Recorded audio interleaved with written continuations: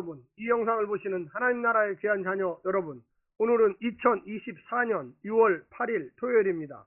오늘 매일성경 본문에서는 아덴을 떠나 바울은 홀로 고린도에 도착합니다. 그곳에서 최근 로마에서 추방된 그리스도인인 아굴라와 브리스길라 부부를 만나 함께 생업을 이어갑니다. 실라와 디모데도 마게도니아에서 돌아와 합류합니다.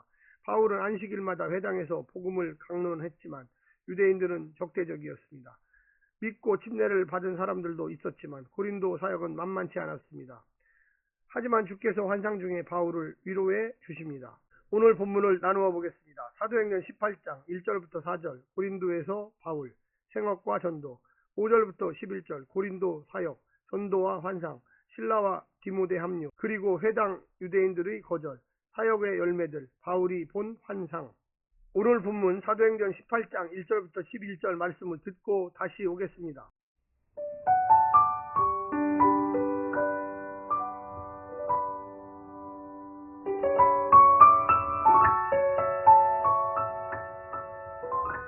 사도행전 18장.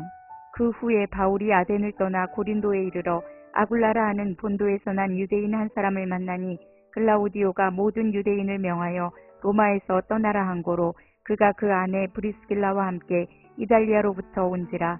바울이 그들에게 가매 생업이 같으므로 함께 살며 일을 하니 그 생업은 천막을 만드는 것이더라. 안식일마다 바울이 회당에서 강론하고 유대인과 헬라인을 권면하니라.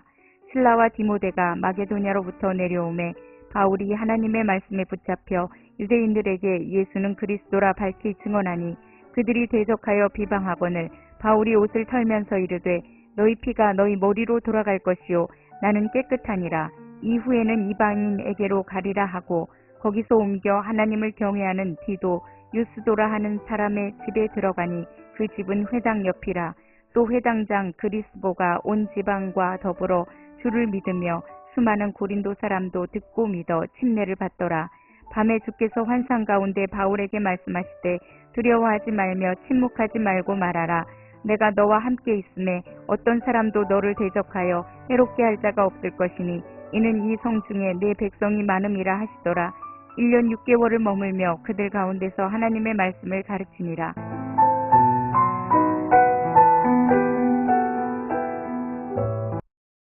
바울의 고린도 사역에 대한 누가의 진술은 간략하지만 역사적 재구성에 매우 중요한 도움을 주고 있습니다.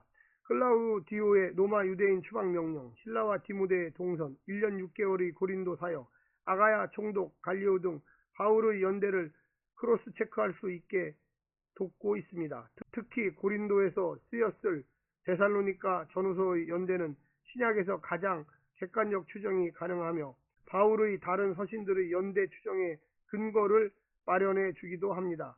고린도 전후서 그리고 잃어버린 편지 2개에 소개되는 방대한 사역에 비해 누가는 1년 6개월의 고린도 사역을 압축해서 들려주고 있습니다. 오늘 본문을 세 부분으로 나누어 자세히 설명드리겠습니다.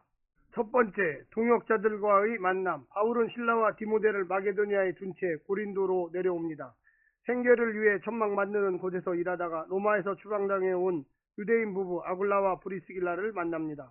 얼마나 반가운 만남이었을까요? 안식일마다 회당에서 강론하며 복음을 증거하던 중 마게도니아에 있던 실라와 디모데가 고린도에 도착합니다.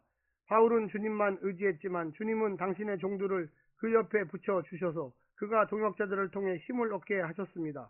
바울은 혼자가 아니었습니다. 두 번째는 말씀에 붙잡힌. 바울은 복음의 장애가 되지 않도록 마땅히 대가를 받을 권리가 있음에도 거절한 채 천막 짓는 일을 직업으로 삼으면서 복음을 전했습니다. 바울은 실라와 디모데가 합류하자 좀 더 여유가 생겼고 이제 이전보다 더 하나님의 말씀에 사로잡혀 담대히 예수님을 그리스도로 증언할 수 있게 되었습니다. 동역자들과 그들이 가져온 마게도니아 교회 소식에 마음의 위로를 얻고 담력이 생긴 것 같습니다.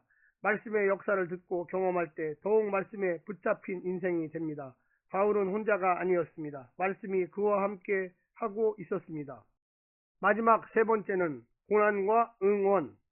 더 힘있게 말씀이 선포되자 더 강렬하게 유대인들이 대적합니다. 이에 바울은 주님이 가르치신 대로 유대인들에게 향합니다. 바울이 회당 옆에 있는 이방인 디도 유스도의 집을 새로운 선교 본부로 정하고 복음을 전하자 회당장과 그의 온 집이 주를 믿고 수많은 고린도 사람도 듣고 믿음에 이릅니다.